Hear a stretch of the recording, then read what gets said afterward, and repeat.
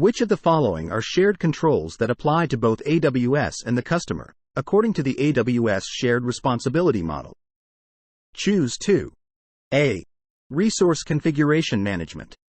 B. Network data integrity. C. Employee awareness and training. D. Physical and environmental security. E. Replacement and disposal of disk drives. The correct answers are A. Resource configuration management and C. Employee awareness and training.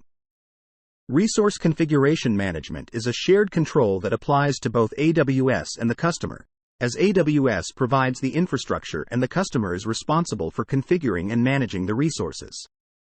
Employee awareness and training is also a shared control, as both AWS and the customer are responsible for ensuring that their employees are aware of and trained on security best practices.